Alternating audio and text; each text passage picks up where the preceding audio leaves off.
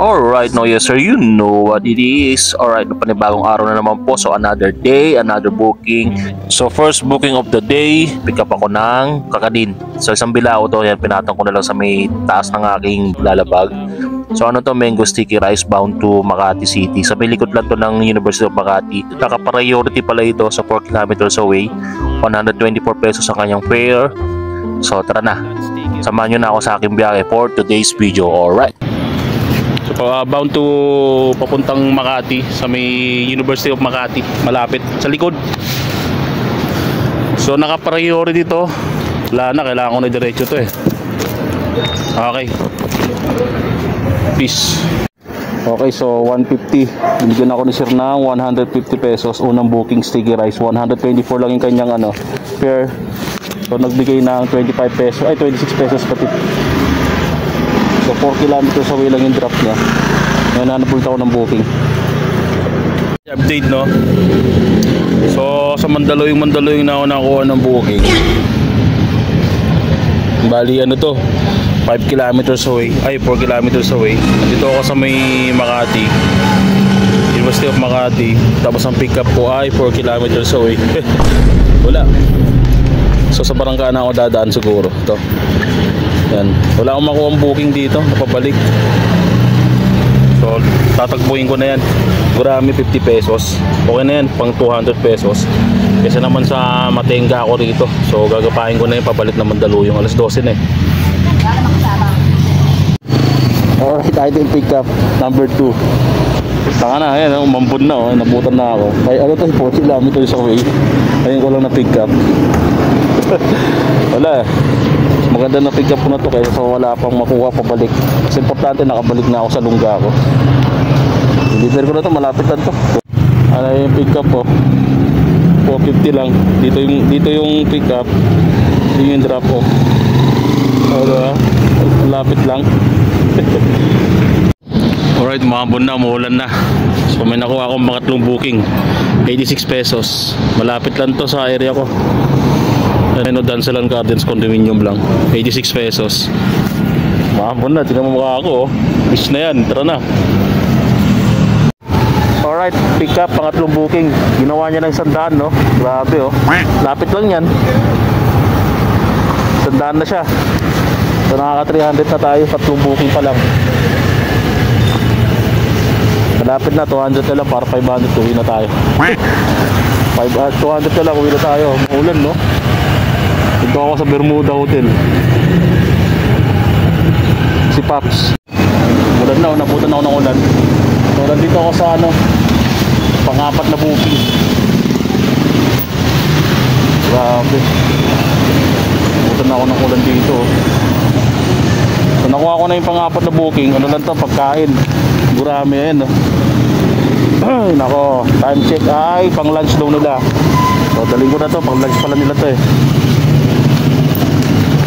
Yan, 2 kilometers away lang yan, papuntang Boni. Yan. Lapit lang to, may City Hall. Lampas ka ng konti sa City Hall. Alright, nabutan ako ng ulan.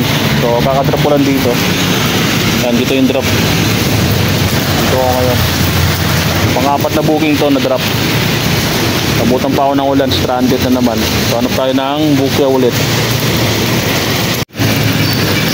Alright, binakuha ko pa 5 booking, 5 pesos. Puntahan ko na yun. Sakto, U-turn na ako dyan. Papunta ng City Hall. Yan, 5 pesos. Pang 5 booking. Grabe, oh, nabutan na ako ng ulan. Pero okay lang. Nakuha ko naman na yung pang-apat pang 5 booking. So, stranded ulit. Pero actually malapit lang to. I-deliver ko na to. Malapit lang naman to. 1 kilometer away yung drop off. Malapit lang siya. Good, lakas ng ulan. Stranded na naman tayo, girl. Deliver ko na to. Baka magalit pa yun eh. Lakas ng ulan, no? 1 kilometer away lang naman. Peace. So guys, no update pala kanina dun sa dinarap ko na kanin na pinikap ko. Ay kanin. So 100 yung binigay sa akin. Dito si ate, meron ulit.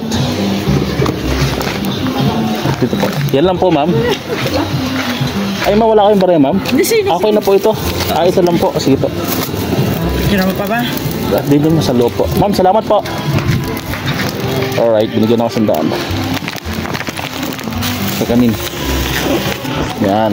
So ito 100. Binigyan ako 100 din ulit. Pang-anim na booking. Tapos yung pang-limang booking ko kanina, 100 din. Gurami ulit pero 100.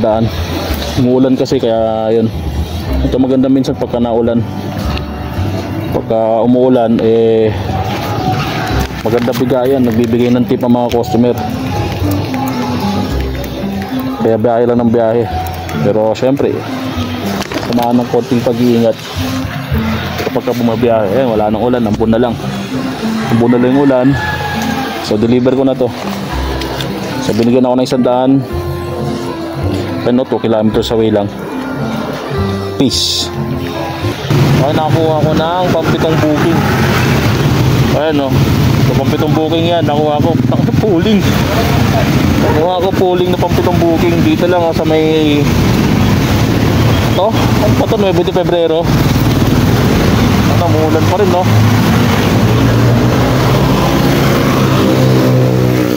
Pampitong booking, pooling. Ayan. Pero ano lang yan, 2 kilometers away. Pero ang rate niya 50 pesos. Diba? Pero hanap pa ako kasabay syempre. Nakasabay na booking 86 lang. 80. Okay, thank you, sakto. Isang 86 saka isang 50 pooling saka isang regular. So ito, pang-8. Alright. So kakadrop ko lang dito yung pooling. Pang 7 booking yung pang-8 inuna ko. Yung bitcho-bitcho.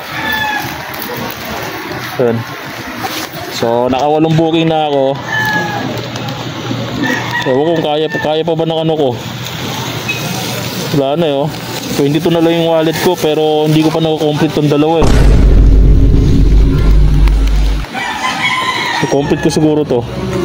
Ito muna tong Arnold. Kasi 17 to. Pero yung pooling, papaanoin ko muna rito. Papatenga ko muna rito para meron pa rin akong yan, may 5 pesos pa rin ako. So kuha muna ako ng bukyaw. Peace. Alright guys, no time check. 4:53. Yan, so tambay muna ako ngayon dito. May puno ng santol. So nakaka-shop na booking na ako. So kukuha pa ako para mag 1,000. Maaga pa naman total. Ano to? Barangka McDonald's. Anong pick up? San Jose? Ayaw kunin yan. So may mga pooling akong sinabay kasi double booking din ako. Swerte kanina kasi bali ginawa kasi nila. Lumaki yung income ko dahil kasama yung mga tip. Yung mga 65 pesos, 70 pesos, ginawa ng 100, tig 100 pesos na. So ito, may nakuha akong booking pang 10. Sana makuha ko. Ayun, no, 1 kilometer away lang sa akin, no. Yun, nakuha ko nga. Predator Manila. Alright. Yep, boss, pick up. Predator Manila, no. Para kay ano? Kay Randy. Oo, Randy. Pang Neptali. Kasi yun yung bayad, sir. Salamat ka. Oh. Thank you. Salamat. Right, parang bake to. Bake Predator Manila. Tropa niya rin daw pala yun.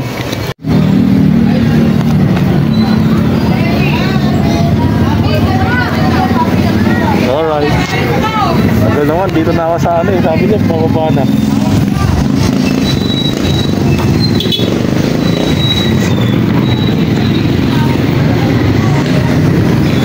At ayun nga, no, pagka-drop ko pala ng 10 booking ko, yung pang 10 na booking pala na vape. So dito, meron pala ako nakuha na pang 11 na booking. So bali ang pick up nito sa loob ng palengke. Ayan, so order siya ng papaitan. So bayad na to, pinikap ko na lang. So meron pala itong tip. Nagbigay siya ng tip si ma'am kasi sa loob pa ng palengke to. Pumasok ako sa looban. Padagdag kasi siya ng isang order pa. So nagbigay siya ng 50 pesos na tip sa akin. Ayan, hindi na masama, di ba? So ang fare nito ay nasa 60 pesos tapos plus 50 pesos. So 110 din yung total fare niya. So sa araw na to maganda-ganda yung kinita ko. Ayan.